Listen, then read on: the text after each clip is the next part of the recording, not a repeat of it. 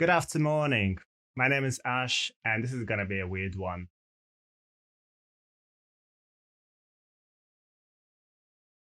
I was thinking about doing a vlog about mental health because I started taking my YouTube a bit more serious now. I upload vlogs, I upload stream highlights, I do regular streams on Twitch as well. And I thought, I will do something a bit more personal. I thought, but I'm now recording this and I realize that there's so much I want to say, and I'm not even sure it's going to be entertaining, but hopefully it will be helpful to those of you who, um, like myself, find yourself there, you know, struggling in a way. Also, thank you so much. I finally reached 2,000 subscribers. And this is actually the reason why I'm recording this. 2,000 subscribers, and I have nearly 150 followers on Twitch as well. And which is huge for me because I only recently started streaming properly. Uh, Only recently I started uploading regular videos on YouTube. And for me, it's massive. I have some people subscribing to me on Twitch as well, as in they actually pay money to watch me. No idea why you guys do it, but thank you so much. It really means a lot to me, and this is why I actually record this. I wanted to talk to you about mental health and how streaming and YouTube actually currently keeping me sane. I will give a little bit of background of myself. Those of you who don't know me, I grew up in a very weird place, let's say it that way. I grew up in a country where it's literally illegal to be gay, for example, and you could actually get in prison for that.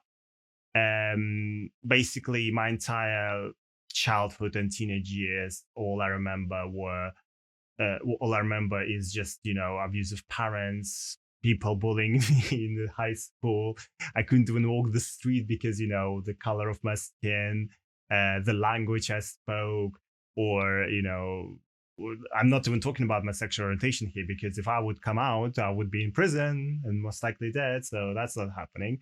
Um, so I was pretty much trapped in my house with an abusive parent 24/7, literally that very controlling parent. It was awful. It was literal headache. It wasn't just a headache. It was terrible.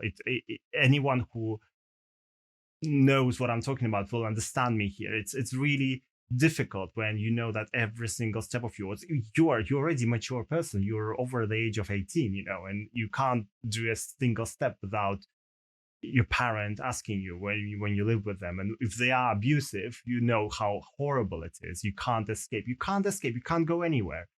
And was me. This was basically me all my um, life until early 20s. This is when I basically abandoned everything and sold my flat and moved here to UK, where I spent all my savings to fund my education because obviously I'm a foreign person. I'm not from EU. I um, needed to pay for my tuition fees. I could not do student loan. I'm not eligible to that because again, not from UK or not from EU. I had to pay for my visa fees. I had to pay for NHS, which is free. But all my savings went into education here, and I don't really regret. Although I probably should have chosen Canada, much nicer place, but let's not go there. But anyway, when I moved here, it was all different. For me, when I moved here nearly 10 years ago, it's going to be 10 years in March. It was different. People were different. People were open. People were nice. They were smiling. They were not rude to me. They were not just push me just because I have different skin or anything like that. It did happen a couple of times later on in Liverpool because Liverpool, but yeah, I had some racist and homophobic remarks in Liverpool. But again, it's not as severe as it was back home, obviously. And when I moved here, I had this whole new world open to me. I met many friends. I started going out. I could go anywhere. I don't have the abusive parent controlling me. I'm on my own here. I have great friends. We go out, we do things. It's great. I have so many things to see, so many places to visit, so many people to meet, and all that stuff.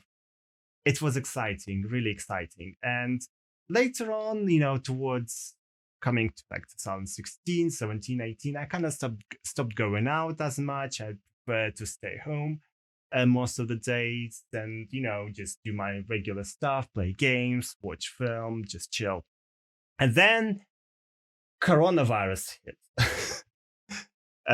A year, actually, 2 years before that, I started taking antidepressants because my anxiety became a thing and my panic attacks became an actual very prominent thing. And, before that, I didn't recognize that as an issue. I thought everyone has them, and I'm sure everyone has them, but they were so bad at some point that I realized I need help. I really need help.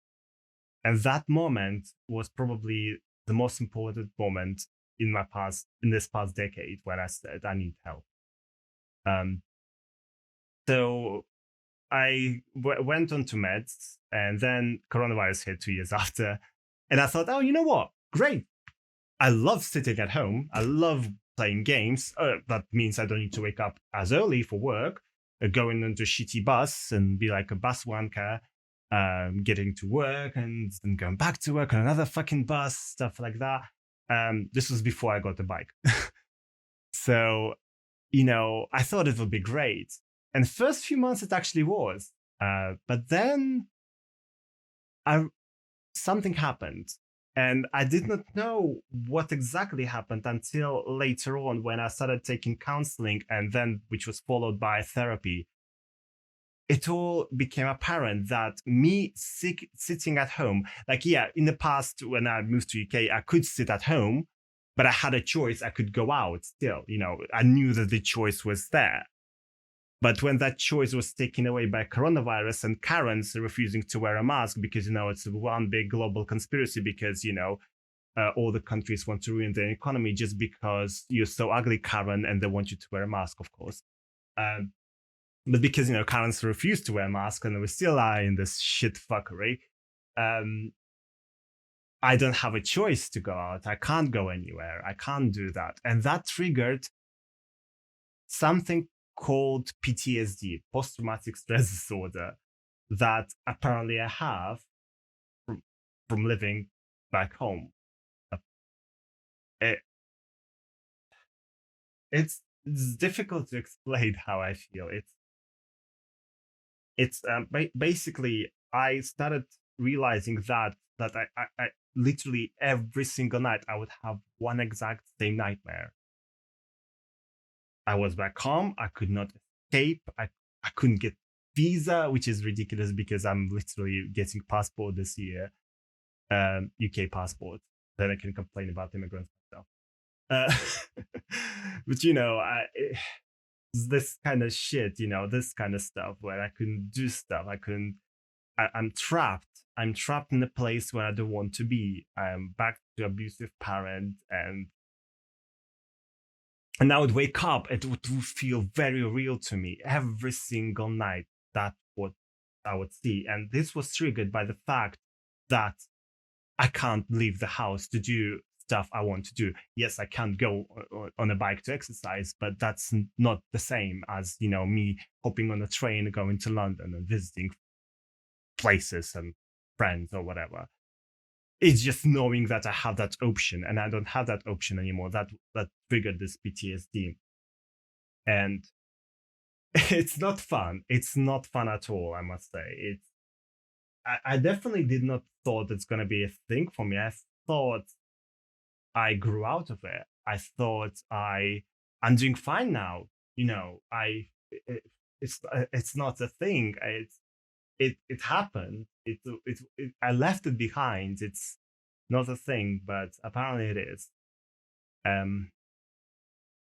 Yeah, and it's really annoying because I do feel trapped. I feel really trapped. My last birthday, I sound like a spoiled brat now. I know people lose their lives and stuff like that. I know that, but I on my birthday I was planning to have all my friends over from Russia, from Croatia, from all over the country, from America. I just want to explain myself here. I did not plan to have a birthday party during the lockdown. Just want to highlight that this was never a plan. we cancelled it as soon as lockdown happened. I'm just complaining by the fact that coronavirus happened because obviously we planned it way in advance. But yeah, I did not plan to have a birthday party during the lockdown. Just, important. But it didn't happen. And birthday for me is another thing that triggers my PTSD because I never had birthday parties as a child. And when I moved here to the UK, my first birthday, yes, I was on my own because I knew no one. But my other birthdays, I always had friends over, or I would go and visit my friends and stuff like that. And a year before, it was great. I had people coming from all over the place. We had the Dark Angel Symphony happening as well at the same time. It was fantastic. And this year I planned it to be the similar thing. And then it was like, no, you're going to be sat at home and no one is going to visit you. And this triggered again the back memories again. And I think my best decision on my birthday that last year in 2019 was to actually stream on that day my first Tomb Raider game that I played, Tomb Raider Chronicles. And some of you will know that Tomb Raider is very special to me. This is how I learned English from Lara. This is how I met most of my online friends from playing Tomb Raider games and going on various forums like Planet Lara and stuff like that, which anymore. I'm still friends with many of those people. Some of them were supposed to visit me on my birthday. And I was playing Tomb Raider Chronicles, which was my first Tomb Raider game, and I broke down on it. I remember that. But, I think it was critical for me to do that stream because for me, knowing that, even though people watching me are silent, they still talk to me through the chat and we are kind of sharing this moment together. I'm not on my own, and I play the game with someone. This is how it felt.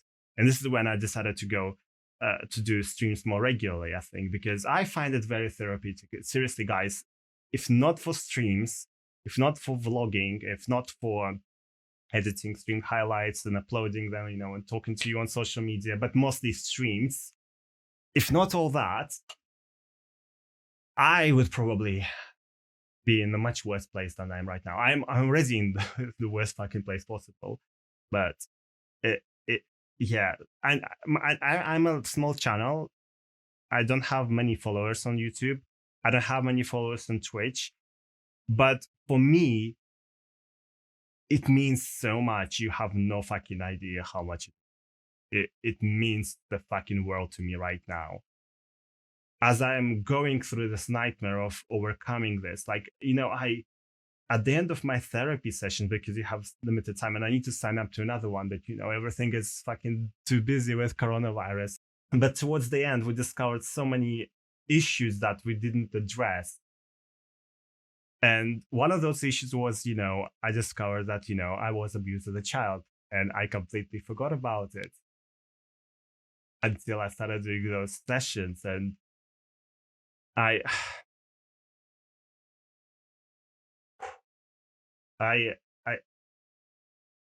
want to address it. I want to deal with it, but I can't yet.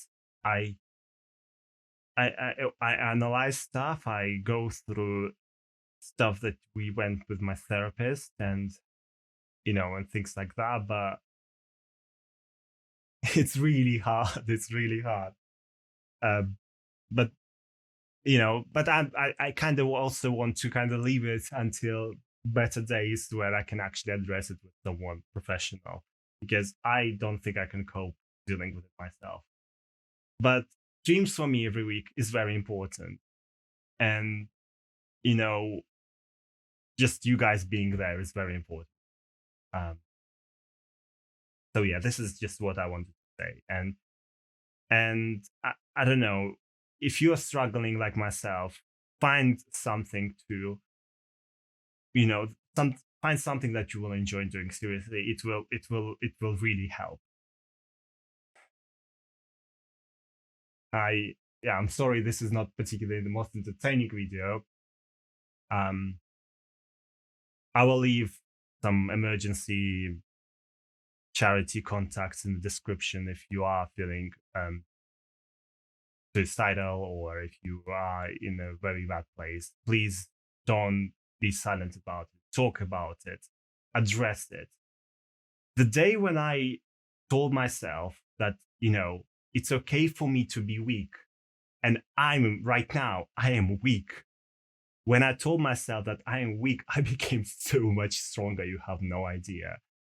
I Now I know I can have days where, I can't deal with that. And, even though I had some problems at work, but my manager was very supportive to me. I don't know if she's watching. Thank you so much. I'm having a bad day, and I would tell her that I'm sorry. I can't today. I just can't. I can't even. And she wouldn't ask me anything else. She would just say, "Okay, take it off and relax." And uh, seriously, I really appreciate that. If she's watching this, yeah. Fucking hell. Didn't expect that to happen.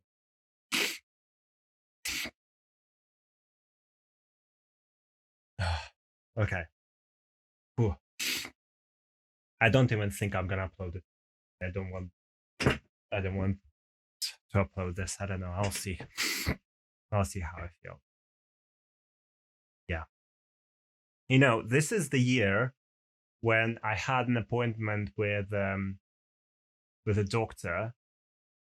The 2019, towards the end of 2019, I was classified as disabled due to chronic depression, anxiety, and this crap I'm going through right now.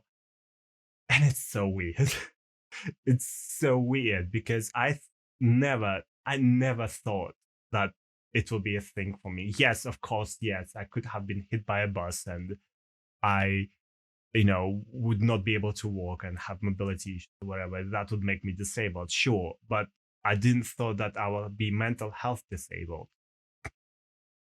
I know people with all kinds of mental health disability do exist. Of course they do, but I didn't thought I would be the one with that.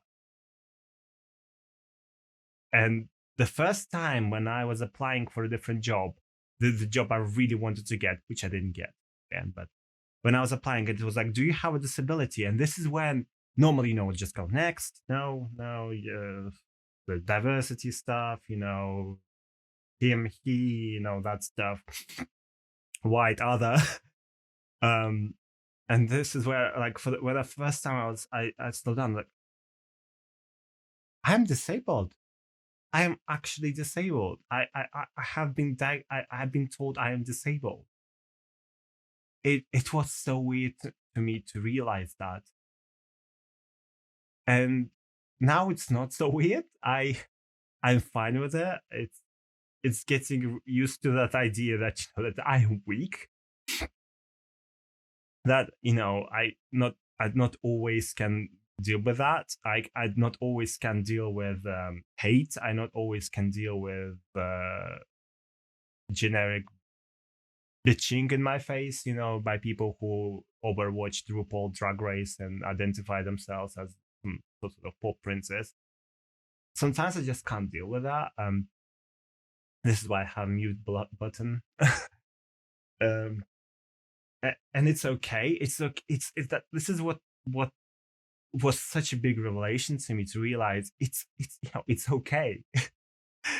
It's fucking okay, to be to oh, fuck's sake, stop. It's okay to be weak. It's okay to be weak.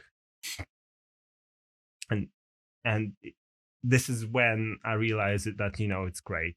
It's great. It's okay and it's fine and it's great to be weak. So yeah. Um so yeah, if you are going through something similar right now, you're not alone. Here I am with you. Yeah. And if you have a friend who is very quiet recently and you don't kind of lost touch with them, check on them, see how they are, because they might be struggling. Um, yeah, they might not be as vocal as I am right now. Then again, I might not be able. Yeah. So, okay.